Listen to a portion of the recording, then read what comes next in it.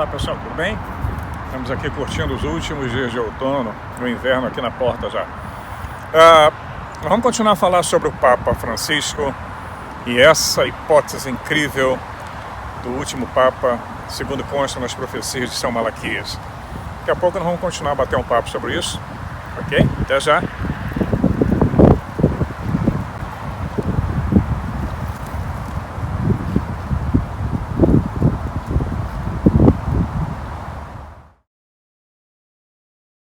Pois é, as flores foram, as cores mudaram e a neve chegou. Tá aí, chegou. Uma das maiores tempestades que nós estamos tendo nessa época do ano. Não é muito normal não, o inverno chegou mais cedo. E já.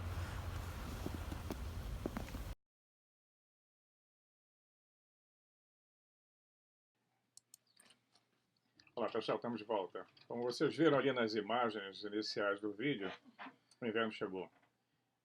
E muda muito rápido. De uma semana para outra, o cenário muda completamente. Hoje nós estamos aqui no sábado com uma temperatura agradável de 2 negativos. De madrugada a temperatura esteve com -8. Mas esse é o inverno canadense. Ele chegou um pouquinho mais cedo. Mas isso acontece. Existem anos que ele chega mais cedo, chega mais tarde, mas o inverno canadense é sempre rigoroso. Vamos começar a bater um papo hoje sobre vários comentários que apareceram no vídeo passado sobre o Vaticano. Algumas pessoas ficaram chateadas, outras gostaram, não dá para agradar a todos quando o assunto é religião. Mas antes de falarmos, de continuarmos sobre o assunto do Papa, o Papa final, que é uma teoria, né? Não é uma teoria, não estou afirmando nada, isso é uma teoria. Nós estamos aqui conversando sobre dois grandes livros que foram escritos em 2012, que faziam essa previsão. E é uma previsão baseada numa previsão de 600 anos atrás. Se é falsa ou não, acontece que as coincidências estão aí. E quando as coincidências são coincidências demais para serem simples coincidências, a gente começa a desconfiar. Vamos conversar primeiro sobre a destruição do conhecimento. Tem a ver com alguns comentários que eu recebi, alguns bem grosseiros, sobre a questão doutrinária. Eu não vou discutir doutrina religiosa. Se cada um que tem a sua religião seja feliz nela. Se está ali e é feliz, continue. Agora, se quer enxergar do outro lado do muro, tudo bem. Mas daí a criticar o outro, não. Nenhuma religião tem direito de criticar a outra. Bom, vamos continuar aqui. Vamos bater um papo sobre essa destruição do conhecimento. Com o avanço da nossa tecnologia, nós conseguimos vislumbrar, né, um futuro e o espaço sideral. Já estamos nele. Nós temos um olhar diferente daquele que tinham os cientistas e pensadores lá do início do século XX. Então, desse modo, hoje nós podemos analisar o passado com maior percepção, com uma certa segurança, com maior informação. Nós temos conhecimento tecnológico para usar, para analisar os achados arqueológicos. E assim também nós podemos imaginar um futuro diferente daquele que os nossos avós, os meus avós, bem mais antigos, conseguiram idealizar. Nós também podemos olhar para o passado de uma forma distinta daquela imaginada pelos cientistas e especialistas de um século atrás. Bom, assim como o universo foi forçando nosso escopo, nossa maneira de pesquisa, que nós podemos encontrar nos livros, na pesquisa, nós podemos recuar até os mais distantes pontos da história e podemos também recuar nos pontos do espaço, porque nós sempre que olhamos para o espaço vemos uma mensagem do passado. Podemos então recuar a pontos remotos da história e é o que muitos pesquisadores estão fazendo exatamente agora, até porque não existe a perseguição religiosa que destruía livros. Sempre ouvimos falar sobre a Atlântida com sua cultura avançada. Ela é mencionada em textos antigos e, para começar, ela é citada nos diálogos de Platão, filósofo grego, que tinham sido extraídos, segundo um texto, de antigos registros egípcios. Em quase todas as culturas do nosso planeta existem mitos e lendas sobre um mundo anterior ao cataclismo que o destruiu, o dilúvio. Os maias, os astecas, os hopis aqui na América do Norte, eles acreditavam na destruição de 4 mundos, ou mais até, muito antes do nosso. E pode ser que a destruição da Atlântida não seja sequer o mais recente cataclismo que atingiu a Terra.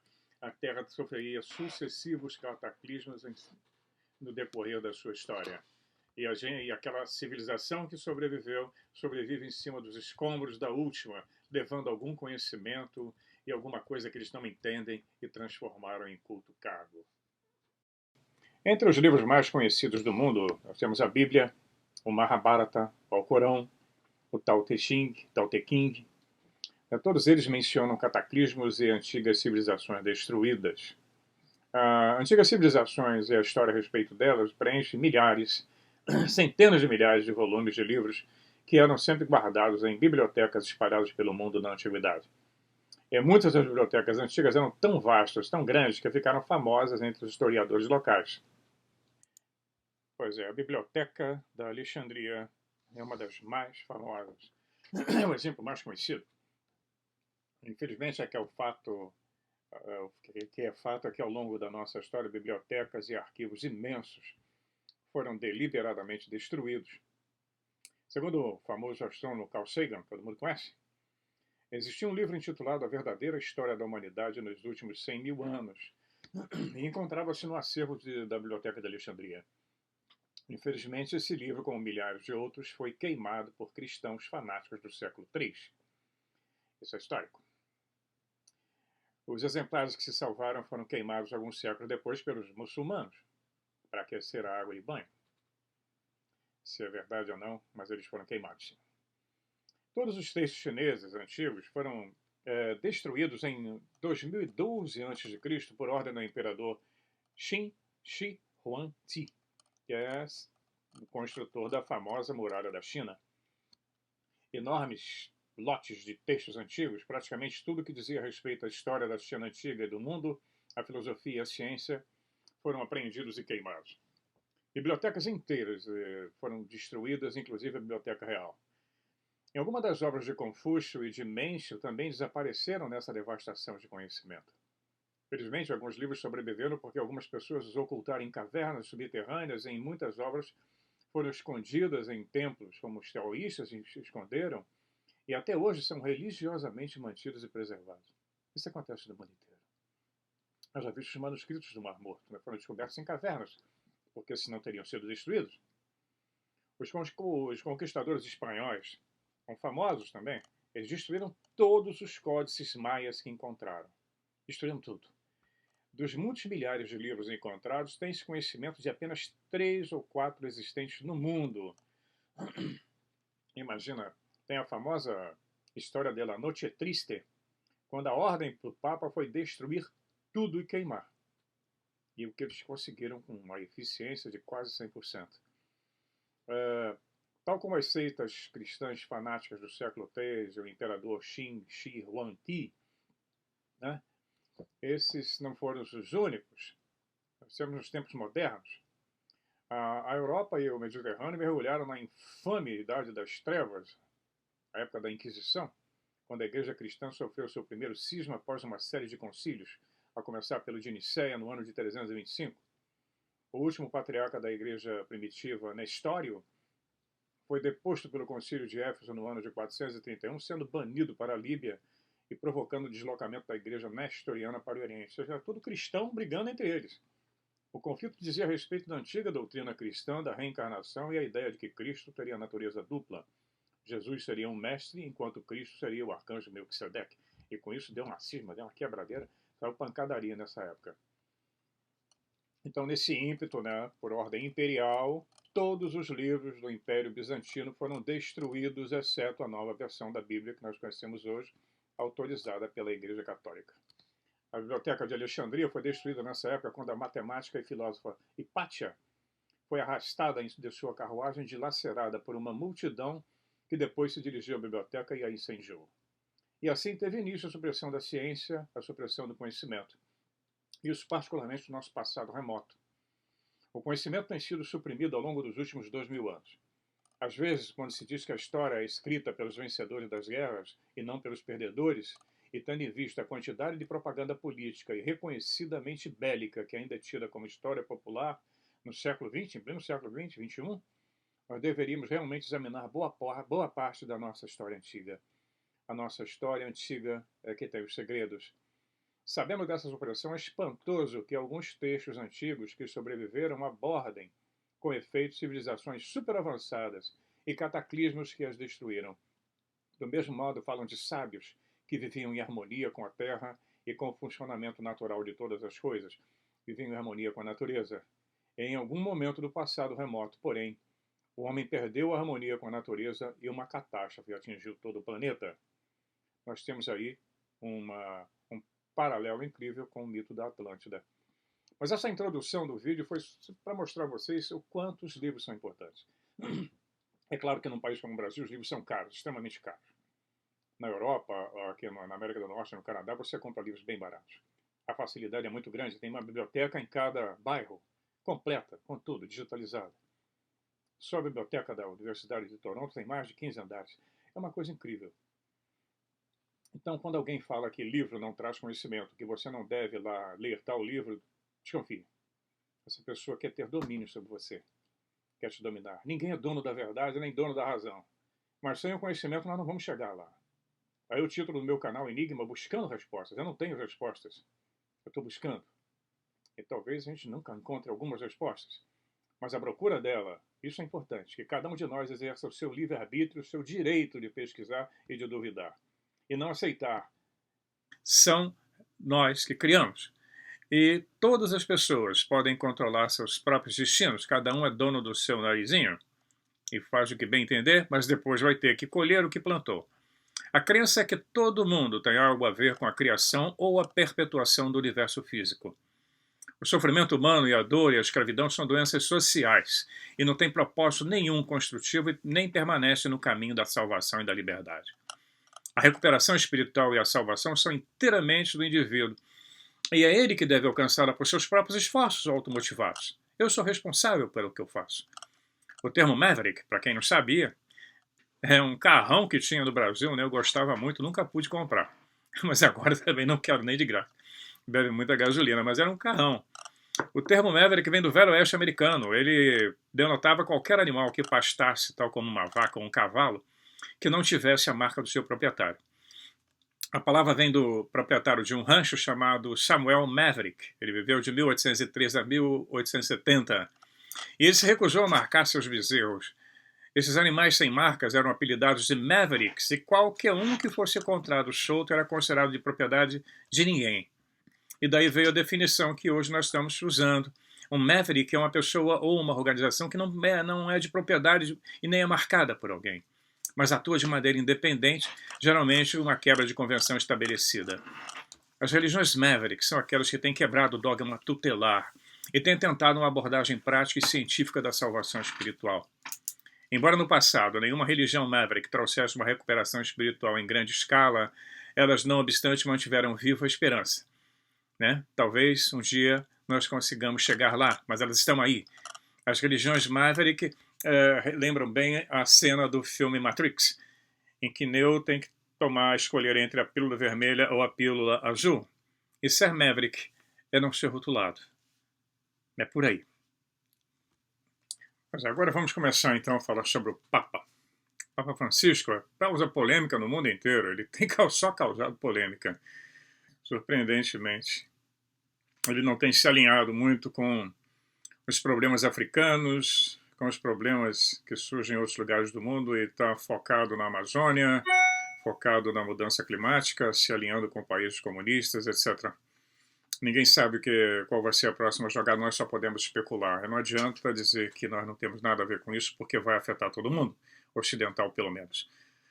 Um anúncio feito pelo Papa Bento XVI, no dia 11 de fevereiro de 2013, isso tinha sido previsto no livro Petros Romanos, as pessoas me pedem referências, esse é o livro Petros Romanos e Exo Vaticano, esses livros não existem em português. Então, vou procurar uma edição de Portugal, pode ser que encontre, não sei. Mas lá nesse livro eu estou falando sobre previsões que esses jornalistas investigativos fizeram e coincidiram. Já escutei comentários aqui no canal. Ele renunciou. Isso não é assim que se renuncia. Um Papa não renuncia com essa facilidade. A última vez que aconteceu foi em 1415, Papa Gregório XII, 600 anos atrás. O Papa Bento XVI ele escreveu um livro chamado Luz do Mundo, o Papa, a Igreja e os Sinais dos Tempos. E um jornalista perguntou a ele o que ele achava sobre a questão de um Papa poder se aposentar. Ele tinha respondido, o Bento XVI, se um Papa percebe claramente que não está mais física, psicologicamente, espiritualmente capaz de lidar com os deveres do seu cargo, ele tem o direito, em algumas circunstâncias, e também a obrigação de renunciar. Porém, lá no livro existe uma relação do Papa Bento XVI se aposentar com o trabalho de um estudioso jesuíta que nós citamos já lá atrás. Chama-se René Thibault. Ele previu há mais de 60 anos que uma porta seria aberta para a chegada do Papa final, que estava na lista de Malaquias, da previsão de Malaquias, e seria em 2012. E é claro que o ano de 2012 chegou e isso não aconteceu. Aparentemente não aconteceu. Muitas coisas aconteceram em 2012 e a maioria das pessoas sequer percebeu.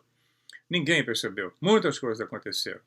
Parecia que Thibault estava enganado, mas de acordo com a reportagem no New York Times, na época da renúncia, as pessoas ficam dizendo que eu estou inventando, está tudo registrado. Agora, eu não vou pesquisar notícia de jornal. Vai lá na data, eu dei a data aqui, vai lá, procura para ver se é mentira ou não. Isso está no livro, eu estou me baseando sempre nesse livro aqui, né? É o Exo Vaticano.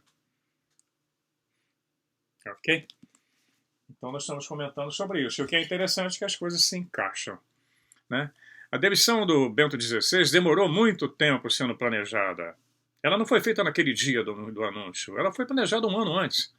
Foi em 2013, mas ela tinha sido planejada em 2012. Isso foi confirmado por Giovanni Maria Vian. Ela é editora do jornal do Vaticano, Le Observatório Romano, que tinha escrito na segunda-feira seguinte, né, da decisão do Papa. Ela disse que foi tomada muitos meses antes. Então nós vemos que Thibault estava corretamente, surpreendentemente correto, né? E na época o Bento XVI tinha feito uma viagem ao México e Cuba em março de 2012. E esse segredo foi mantido até o término da sua agenda. Ele terminou a agenda, foi que depois revelaram ao mundo um segredo que ninguém poderia revelar. Em outras palavras, o Papa Bento XVI renunciou oficialmente e secretamente quando o padre Thibault e os escritores, né, previram, especularam em 2012. E encaixou na profecia. Em seguida, sua declaração pública, no dia 11 de fevereiro do acontecimento, foi no mínimo estranho. Né? Foi em 2013, que marcou um raio, essa foto que mostra, isso está em todos os jornais do mundo, o raio caiu em cima da Basílica de São Pedro, assim que foi feito o anúncio. Outra coincidência. Né? Se alguém concorda ou não, tem todo o direito, mas só estou apresentando os fatos. Então ele previu, o Thibault previu essa troca de Papa há 60 anos antes também. Na turnê sul-americana do Papa Bento XVI estava em andamento, a turnê estava em andamento quando a primeira edição desse livro saiu e foi impressa. Então, coincidência, né? Saiu o livro prevendo que com essa previsão e ele também renunciou. Está aí para quem quiser. Então, assim, em 2013 nós estávamos com dois pontíficos máximos vivos. E aí nós entramos numa terra incógnita no que diz a respeito ao papado moderno, né? Então nós estamos aí com um novo Papa e o outro lá ainda vivo. Está lá, não renunciou não, está lá vivo ainda. O estandarte dele continua lá. O Papa Francisco ele era conhecido como Jorge Maria Bergoglio, né? Ele é filho de imigrantes italianos, morando na Argentina. Ele assumiu a posição 112 na famosa lista de Malaquias. Então, quando os céticos sempre foram rápidos em apontar que o nome dele não era Pedro, né? A queixa mostra uma ignorância no entendimento de como a profecia de Malaquias funciona. O título Pedro Romano é simbólico. Todos os papas reivindicam a sucessão apostólica de Pedro e, por esse motivo, é chamado ofício petrino. Eles afirmam estar na cadeira de São Pedro, no trono de Pedro. Essa é a maneira que todos os papas se transformam em Pedros. Numa entrevista no jornal WordNet Daily, antes da eleição do Papa Francisco, Tom Horn, que é o autor desse livro, né, ele comentou que sempre sustentou que não é necessário que alguém cujo nome cristão seja Pedro para cumprir a profecia. Não precisa ser Pedro. De fato, qualquer italiano fosse eleito, seria Pedro. Ele disse que, além disso, ele argumentou que, em um sentido geral, todo Papa vai ser considerado como Pedro o Romano. E, nesse sentido, então, o Francisco se encaixaria nessas previsões. Seria o último, que apavora muita gente. Os estudiosos que se debruçaram nessa profecia ao longo do tempo foram unânimes em chegar à conclusão semelhante. O título Petrus Romanus, né, que era simbólico e indicava o nome e nascimento de uma Gloria Olivae, que seria o 11º, o 111º na linha da profecia. O nome do Papa Bento XVI era o nome do cardeal Ratzinger, antes dele se tornar Papa Bento XVI. Ele colocou este nome em homenagem ao fundador da ordem beneditina, do qual os olivetanos são um ramo, né, que eles cumprem o seu lugar lá na profecia. Então, o Thibaut tinha razão, né, quanto a essa possibilidade. Então, nós estamos aí vendo que Pedro o Romano, representa todos os papas romanos de São Pedro até a Gloria Olivae, que foi Bento XVI. Também tem mais. Os escritores do livro Exo Vaticana continuam relatando, né? Eles ficaram surpresos quando o arcebispo da Basílica de São Pedro, o cardeal Ângelo Comastri, reconheceu que Petrus Romanus estava encarnado no Papa Francisco. Ao discutir os detalhes da nova lista do Papa no dia 1º de abril de 2013, no túmulo de São Pedro, na necrópole sobre a Basílica, Comastri disse o seguinte: fizemos uma segunda parada diante da estela funerária de um homem chamado Estatílio, e ele certamente era cristão. Lá existem vários taúdes, né? Como necrópole é um cemitério subterrâneo, está escondido dos primeiros cristãos, dos cristãos primitivos. Ele disse que fez uma parada ali junto com o Papa e que se encontrou um monograma, que é o Shi-Ho, né? Esse monograma, o monograma de Cristo, e na estela de pedra estava escrita: ele estava em paz com todos e nunca causou conflitos. O Papa parou ali, leu a frase e olhou para nós e disse: esse é um belo programa de vida. E subindo as escadas e tendo chegado à Capela Clementina, o Papa Francisco ficou absorvido em oração e repetiu em voz alta as 3 profissões de Pedro: Senhor, tu és Cristo, Filho do Deus vivo. Senhor, a quem vamos? Você tem as palavras da vida eterna. Senhor, você sabe de todas as coisas, você sabe que eu te amo. Naquele momento, nós tivemos a nítida impressão de que a vida de Pedro havia se levantado dos séculos passados, se tornou presente, vivendo no atual sucessor do apóstolo Pedro. Além desse cumprimento incrível da profecia de Malaquias, muitos estudiosos de várias escolas de pensamento veem a profecia bíblica em geral perto do seu clímax, está chegando ao final. De fato, agora nós vamos para o outro lado, para Israel. De fato, eventos em Israel também ocorreram exatamente junto com a edição desse livro, Petrus Romanos, um ano antes. Lá no capítulo 16, capítulo chamado Pedra Onerosa, eles escrevem sobre um acordo obscuro e oculto sobre o suposto salão da última ceia no Monte Sião, em Jerusalém. E parece que esse acordo foi consumado. O repórter Shlomo Cesana contou essa história no boletim israelense Hayom, no dia 30 de janeiro de 2013. O acordo histórico, né, foi assinado entre Israel e o Vaticano, encerrando uma disputa de 20 anos. Israel concedeu ao Papa um assento oficial na sala onde se acredita teria ocorrido a última ceia, lá no Monte Sião, em Jerusalém. Nós vamos nem entrar na questão se o local é verdadeiro ou não, mas isso é o que está escrito, ok? Embora o fato tenha sido ignorado pela grande mídia, como sempre, é importante porque a profecia do final dos tempos se desenvolve em Jerusalém. E agora, pela primeira vez, desde a criação do Estado de Israel, em 1947, o Papa Romano, o Romano Pontífice, tem um assento oficial no Monte Sião. Olha só, prestar atenção, o Papa Francisco visitou Israel mais de uma vez. Olha os detalhes, né? Então o Hal Lindsey, ele concorda que a exegese do Apocalipse 13, 11 e 18 indica que o Papa final é provavelmente o falso profeta. Né? Para quem não sabe o que é a palavra exegese, significa comentário ou dissertação, né, que tem o objetivo de esclarecer ou explicar de uma forma bem detalhada um texto normalmente religioso.